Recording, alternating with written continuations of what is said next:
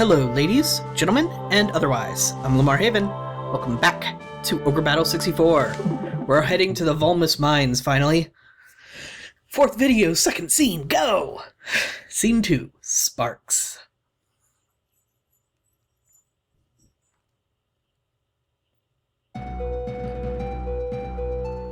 Dramatic music. Our information is meager, but I did manage to make a plan. Let me start. Refer to the map.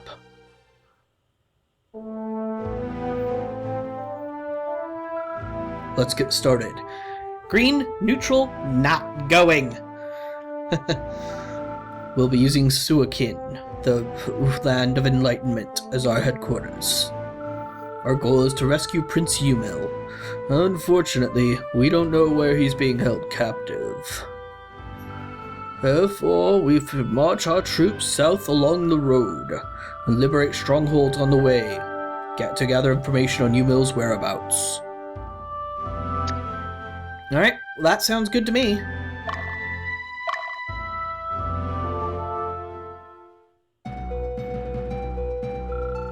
I'm sorry, but this is all I can do. I'm heading to Akka Castle. Good luck, Lamar. So, I double-checked in between videos to make sure I remembered what liberating cities does versus not liberating them. It affects your ending. I mentioned the Chaos Frame. That is technically not the name of individual character alignment. That is the name of your overall alignment, your personal alignment. Alright, so here we have Sinal, morale 40. Now, I want you to know there is a good amount of leeway in morale. I think the guides I've read have said 20 points to either side. So, Sinal can easily be handled by the main team, probably. Yep, this team could easily handle that kind of alignment. So, main character can start moving down. Now, the other one we need to go to is Dees, 50. Now, you also notice in the bottom left it shows that there's a shop there. So we're going to want to go and check out the shop. Does this town have anything interesting? It's the Witch's Den, so if anybody dies, that's where we go. Neutral town, nothing, so we don't need to worry about it. Let's see what this town has. 43 morale. And this town is 55. Eldrit. Anything special here? Yep, another shop. Okay. So we're going to use all of our units as per usual. I'm going to send him over this way and down. The units will take the overall quickest path to go in the direction that you send them. So if there's a path nearby, you don't have to path them through it. Like, I don't have to make her walk all the way down, like, and specify taking the road. She'll just take the road because that's the quickest way for her to go. Alright, Dio is going to lead the second troop. And they're gonna go this way. Vega. Go down. And Kojiro is going to head this way. Unpause. So first thing we see is that there's a group heading for us. Let's see, Mayfield? No. Cosmos. Cosmos is a cleric, and she's flanked by 2 soldiers. This will be a really easy team to beat. But you'll also teach us about how healers work. Also, I'm going to keep them on attack weakest, because I don't want them to attack the cleric quite yet. So let the battle be joined. Let's go. So I'm telling my team to attack weakest, and we're probably going to go straight for the soldiers. Nope, we'll go straight for her because she has the least amount of hit points. Now see, because the middle is open, melee units can attack straight through to the leader. Alright, so I'm going to do an interrupt command here. She did heal herself and say attack strongest, so I want to stop attacking the healer. There we go. We're getting some good hits in. And a nice easy win. I'm not sure how much healing counts towards winning a fight.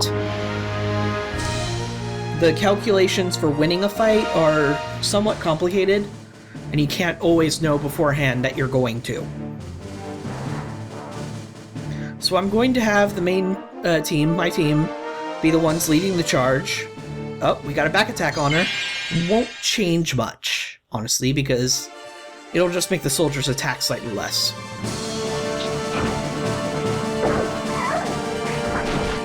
And the AI for how your team attacks isn't always precise. Even when you choose attack weakest, attack strongest, they will decide on their own where to go. So, if you just want to whittle a team down, attack strongest is almost always your best option. Because after one enemy takes enough damage, they stop becoming the strongest. It's all based on hit points. So, after this, I'm probably going to spread out and let the rest of the team start getting their attacks in. Now, because this dragon is right in front of the knight, as I've said before, that means all of my melee attackers are going to go straight for the dragon first. Oh, got a crit. Now you might notice, remember when I said it would push back the unit if you hit crit them? It didn't happen this time because the dragon can't be pushed back. That would interfere with the knight's positioning. Because he's a dragon, even young, is considered a big monster. So I'm going to have the main character liberate, because he should have enough alignment to do so. I'm going to have the witch go after Mayfield. And I'm not going to chase down the cleric. Alright, Sinal has been liberated. Remember, it'll specifically say liberated or captured. The Volma's mines are here, a rich vein of Balder ore. The ore that's mined will be sent to Lotus. No matter how hard the miners work, their situation will never improve. The Lotus Empire, I believe our country is a vassal to the Lotus Empire. If I remember correctly, I might be wrong. Alright, so Sophia fights Mayfield. As for last videos mentioned, keep in mind, I'm recording ahead of time. In fact, I'm recording this video the same day I recorded the last one, which is several weeks ahead. Reason why I'm doing this is because, one, it's a lot easier for my schedule, and I need a buffer because school is about to start. And two, this is going to be a very long Let's Play. There are a lot of scenes to go through. So, and at this rate, each one is taking two videos. So, I think it's okay that you won't get your character in right away. And secondly, I don't have all the classes available, by far. If you want a specific one, you either have to name the previous class and move on. Third, you might not know all the classes. I'm not expecting you guys to be experts on the game. I'm not expecting you to go out and look up information. That'd be silly. No, what I want from you guys is, if one looks cool, say, I'd want to be that. And then we'll follow your path through this world, and it'll also make things easier for me if I can use a previously existing character. Now, if I do name a character after you, I'm not guaranteeing I'm going to use it. You do get a lot of spare characters in this game. So, it's going to be cool. I love the interactivity we're going to get. But just keep in mind, I'm not going to ruin my strategy for you. This isn't a challenge run. See, that fighter got healed almost all the way to full. Not cool. See, when you end up fighting healers, when they're this low, when they're just clerics, you might want to tend towards spreading their attacks out, not focus firing, because the healing is pretty significant. But now, because she's at the edge of the map, she's stuck, and basically we're just going to keep spam attacking them until something changes, which is great for leveling up soldiers. Oh, kill the fighter. So that said, focus firing still works, you just might not get as much out of it. Because they are healing for like 20-something health each hit. But because that cleric's in the back, she gets to heal twice. Now, the alignment of this team is going down, which is bad. I think I want to do something about that. You are pushed back... I paused at the right time, but I wasn't good enough about stopping it. You are pushed back enough to actually be able to do something. This team is probably going to be a fairly high alignment team, because its leader is a knight, and knights tend to upgrade along a high alignment path. Their next class is Paladin. So that's that cleric done. Their leader is still alive, though. But this guy is getting... his alignment's just dropping like a rock. There is a way to manipulate alignment, and there is a way to make it easier. Downside... No, I want you to go this way. Kodro, I want you to go over here. Now, this is probably going to start a fight. So what I'm going to do is I'm going to run away if possible, but it might not. I didn't want this to I don't want to finish her off, but I think I'm going to regardless. Yeah, she's dead.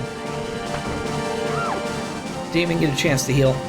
Alright, so this the alignment on this team is pretty bad, but upside, soldiers are getting upgraded, and a decent amount of experience for the team. And we got a rosary. Kodro, go back to Stronghold. So let's take a look at this team just to see if there's an appreciable effect. Not really. They're obviously not leaning as lawful as they used to, but as long as I'm smart enough, I can get that back pretty easy just from playing. I don't have to do any extra grinding or items. There are items that affect alignment. They only affect it very little, and there's only a few ways to get them, though. Alright, so 2 wizards along with soldier. This should be a pretty easy fight. Now you notice, as melee have to attack front to back, ranged have a tendency to attack back to front. Everybody has their own unique AI as to how they do things. So you have to keep that in mind when you're building teams. Because if you're the type to try to focus fire, and you have a complete mix of people on your team, you might not be able to get them to focus fire the way you want to against certain teams. Alright, so let me see what you guys are like. You guys lean towards the chaos. Magic users overall tend to. This is not a hard and fast rule, this is just a general rule, but they tend to lean towards chaos.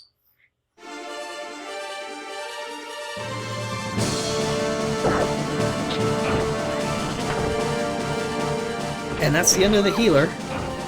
All that's left are the wimpy soldiers.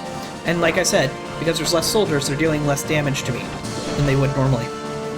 So now that team just has 2 soldiers sitting there. So here are things that affect your alignment. And there's quite a few. What affects the alignment, you gain... Uh-oh, Geo got sideswiped. That happens sometimes if you're not paying attention. What affects your alignment after battle, whether it goes up or down, is enemy alignment, if they are high or low compared to you, enemy level. If you're picking on low-level enemies, your alignment's going to go down. If you're fighting against higher-level enemies, your alignment's going to go up. And the alignment of your team. If you have a lot of really high alignment characters and then like one really low, the really low character is going to tend to go up, and the higher, the ones that are up tend to go down. All right, so Dio's here. I want him to enter the shop first. What's the special? What's today's special? Yes. All right, so we have that. I want to get 1 iron claw. Have the round shield. We have all of this. I want to buy, like, 5 heal leaves. No. I want to put them into the depot. And I'm going to not buy anything else. Alright, now enter Stronghold.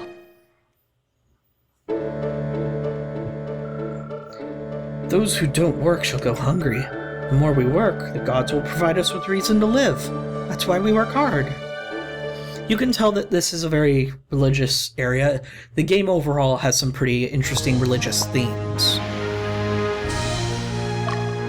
Kojiro, I want you to try and engage him. He's probably going to hit Dio first. As expected. So we might end up finishing off the team. Hopefully not. No, we're going to finish it off. There's no way that wizard's going to survive.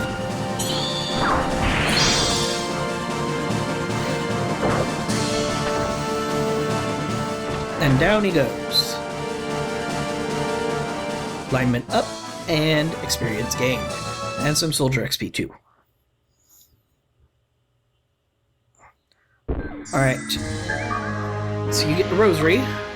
Kojiro, go after this unit instead.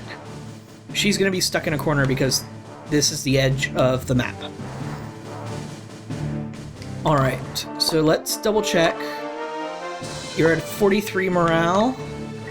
Sophia should lead the charge then. Alright, give her just a half-second lead. And then I'll send my other units down. And Vega, I'm going to move her there, and then I'm going to move her into the forest just in case. Dio and Bento here are going to rest up. See, he sort of leaned towards going on the mountain because he does move slightly faster on the mountain, but after a while he was like, yeah, forget it, and just went straight for her. I haven't found anything that suggests fatigue level does affect your stats, but I'm still checking up on that. There are a lot of guides for this game, so sometimes they'll have conflicting information. And it's not like I have bad experience using guides. That was sarcastic. You should watch my Phantasy Star 6 LP. Light Mace. Alright, back to the stronghold to rest up. Alright, so everybody's gonna get moving. Night and day do affect things. In fact, they might also affect alignment, if I remember correctly. But it can also affect certain units. There are certain units that are powered up or changed at night when compared to the day.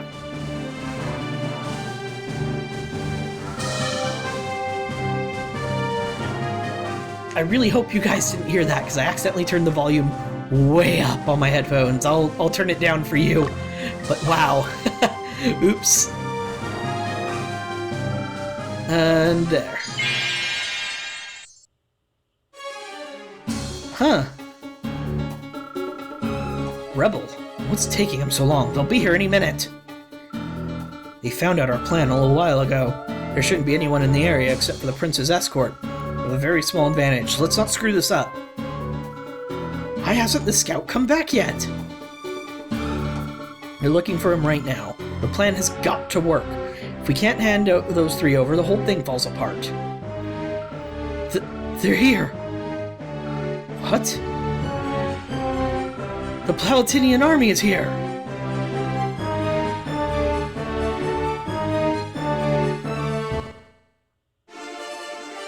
Fight it out. So it looks like the rebels know something about where Prince Yumil is. Red paralysis. There. No attacks from the knight. Now, as you see, on his turn he could recover from paralysis, just as you can from just about any status effect. However, that used his only turn he had, which we know he only has one because he's in the back row and he's a knight.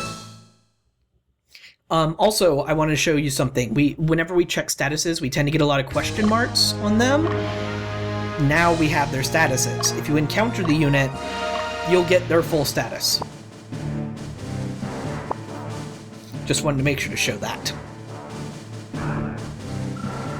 Ishiro has been liberated. Huh. Hello. Are you hurt, my lord? Thank you, Jill. I'm okay. Are you alright, Raid? Damn those sons of bitches! What took you so long, competent Southern Division?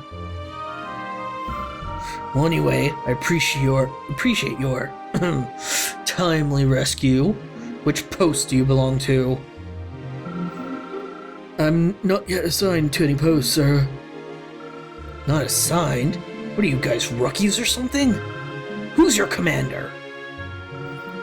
Their commander is named Lamar. I just happened to pass by. My unit has nothing to do with them.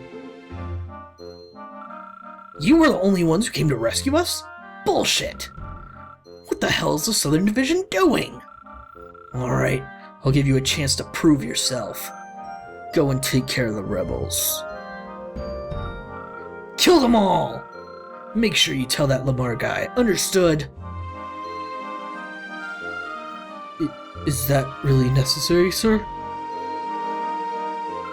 Shut up, kid. Yes, it is necessary. Rebels wish for the downfall of this kingdom. They jeopardize the lives of innocent people and bring discord to peaceful lands. What else can we do to protect our kingdom and the people we love? We must crush them and teach them the futility of their defiance. That is the only way. I know it is a painful task to carry out, but it must be done. Now go and kill them! Yes, sir.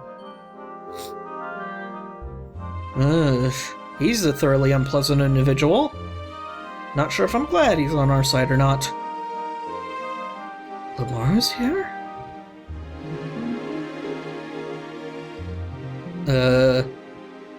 Might be a bad idea, dude. Hey, where do you think you're going?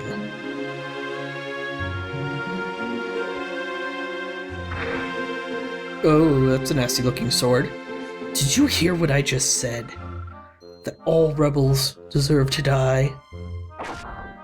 Oof.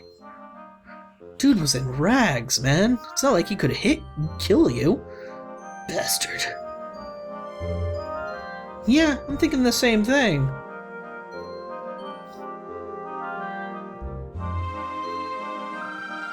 How could he do such a thing? My lord, we should get moving. These are the good guys.